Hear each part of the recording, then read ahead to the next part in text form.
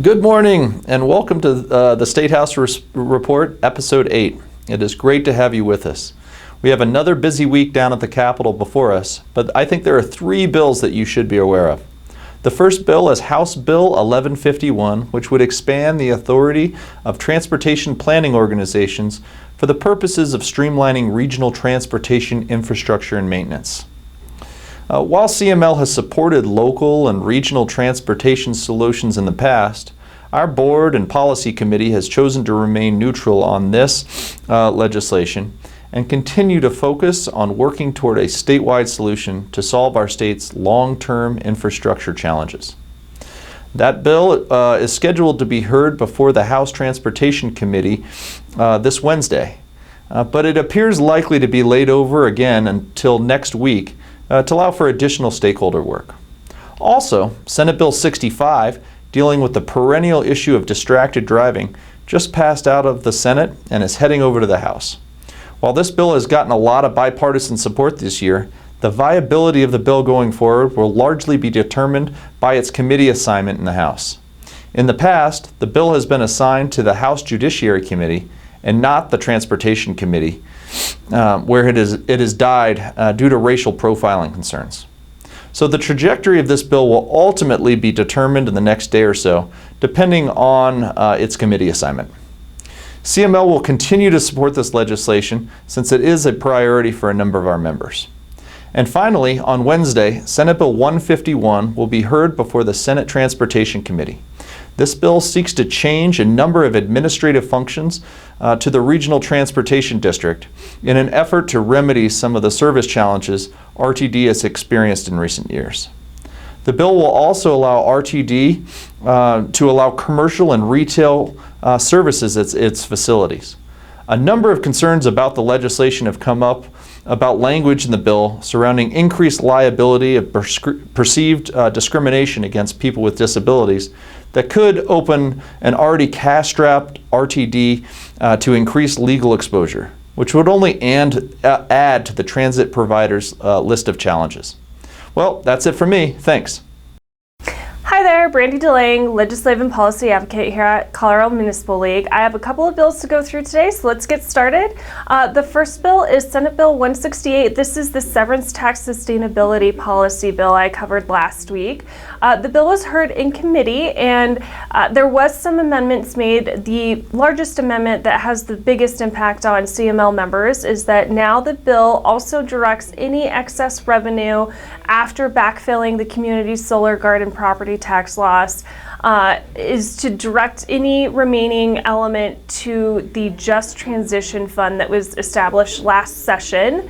I think this is a better move, but I think that ultimately our membership is still in the position of oppose unless amended, believing that any excess revenue should go through the direct distribution model.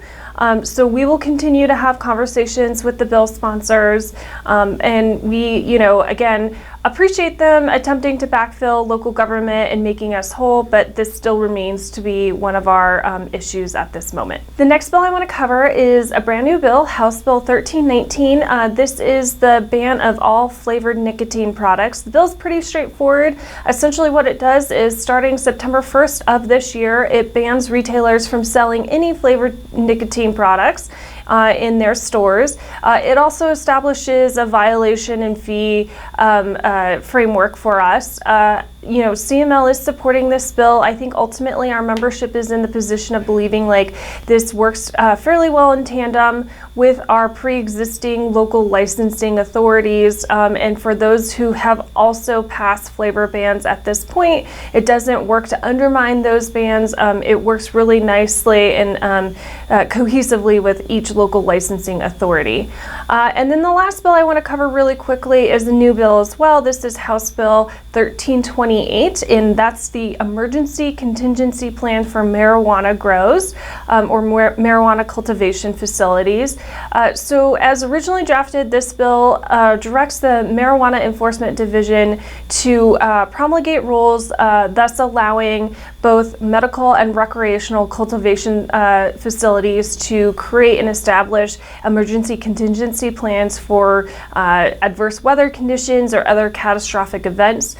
When we originally read the bill, we had some concerns that the bill would kind of circumvent local land use and zoning authorities. So we spoke with the bill sponsors and asked them to address those concerns by just explicitly saying that when they are doing a relocation of a crop, that they would still be adhering to local land use and zoning policies. And then we also expect that we'll be able to address any public safety concerns or anything like that through the emergency rulemaking done at the MED. So for these reasons, we are now neutral on the bill, and we do really appreciate the proponents working with us to address the concerns that we have. So those are my updates for this week, and I look forward to chatting with you all in the next week. Hi everyone, Heather Stauffer here. I'm going to give you an update on two bills I've previously spoken about and then talk about one new bill. The first bill is House Bill 1119, State Government Regulation of PFAS or Perfluoroalkyl Substances. The committee hearing was scheduled for today. However, because there are multiple pages of amendments, the committee meeting has to be delayed until next week. So we'll stay up to date with those changes to that bill. The second bill is House Bill 1156, Colorado Municipal Election Code Administrative Modifications. That bill passed third reading in the Senate unanimously last week, which means that it's on its way to the governor's desk for signature.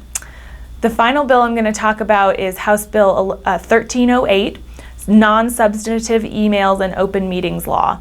The bill clarifies provisions to the open meetings law as it relates to email communication. So currently under the provisions of the open meetings law, if elected officials use electronic mail to discuss pending legislation or other public business among themselves, the electronic mail constitutes a meeting that is subject to the open meetings law requirements.